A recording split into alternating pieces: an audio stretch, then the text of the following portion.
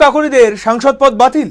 ওম বিড়লার বিরুদ্ধে সুপ্রিম কোর্টে বড় চাল অভিষেকের। সংসদের ভেতরে তীব্র ড্রামা। তৃণমূল 20 জন সাংসদ প্রকাশ্যে দল ছেড়ে অন্য দলে যোগ দিলেন, অথচ এখনও খাতায় কলমে তারা তৃণমূলের সাংসদ। আর এই নিয়েই এবার লোকসভার স্পিকার ওম বিড়লার বিরুদ্ধে সরাসরি দেশের সর্বোচ্চ আদালত অর্থাৎ সুপ্রিম কোর্টের দ্বারস্থ হলেন তৃণমূলের সর্বভারতীয় সাধারণ সম্পাদক অভিষেক বন্দ্যোপাধ্যায়। সুদীপ বন্দ্যোপাধ্যায়, কাকলি ঘোষ দস্তিদার, শতাব্দী রায়, সায়নী ঘোষের মতন হেভি ওয়েট বিক্ষুব্ধ 20 জন সাংসদের পদ কেন অবিলম্বে খারিজ করা হবে না, এই প্রশ্ন তুলে সুপ্রিম কোর্টে মামলা ঠুকেছেন তিনি। কি এই বিতর্কিত দলত্যাগ মামলা এবং কেন হঠাৎ স্পিকারের বিরুদ্ধে সর্বোচ্চ আদালতে যেতে হলো অভিষেককে, সেটা জানতে হলে ভিডিওটি শেষ অবধি দেখুন। কি ঘটেছিল সংসদে? বিতর্ক ও আসন বদলের খেলা। ঘটনার সূত্রপাত কিন্তু হয়েছিল তৃণমূল থেকে বেরিয়ে এই 20 জন সংসদের একযোগে ন্যাশনালিস্ট সিটিজেন্স পার্টি অর্থাৎ এনসিপিআই নামক একটি অখ্যাত দলে মিশে যাওয়ার ঘোষণার পর থেকে।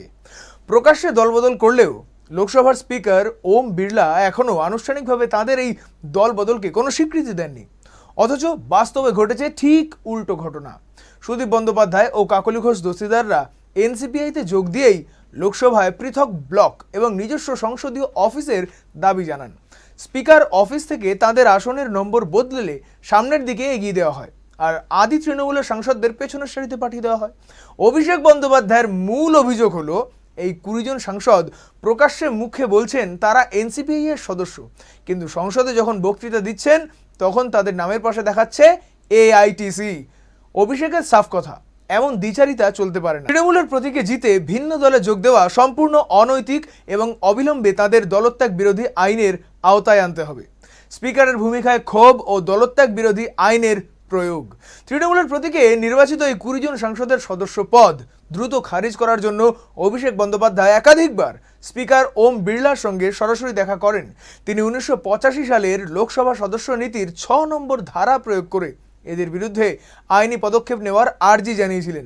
গত 19 জুন প্রথম একটি পিটিশন দাখিল করেছিলেন অভিষেক, কিন্তু তার স্পষ্ট অভিযোগ আবেদনের পর দীর্ঘদিন কেটে গেলেও স্পিকারের দফতর থেকে কোনো বিজ্ঞপ্তি জারি করা হয়নি।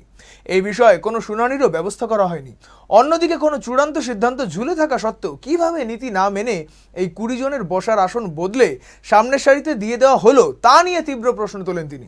কোনো সদুত্তর না পেয়ে অভিষেক দাবি তোলেন আসন বদলের এই বিতর্কিত সিদ্ধান্ত অবিলম্বে প্রত্যাহার করতে হবে এবং সার্কুলার জারির আগে তৃণমূলের প্রতীকে বিজয়ী 28 জন সাংসদের জন্য নির্ধারিত আগের আসন ব্যবস্থা পুনর্বহাল করতে হবে।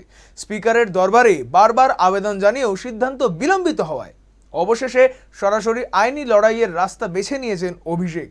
গত সপ্তাহে তিনি শীর্ষ আদালতের দৃষ্টি আকর্ষণ করেন এবং সোমবার আনুষ্ঠানিকভাবে লোকসভার স্পিকার ওম বিড়লা এবং ওই 20 জন বিক্ষুব্ধ সাংসদকে যুক্ত করে সুপ্রিম কোর্টে মামলা দায়ের করা হয়েছে।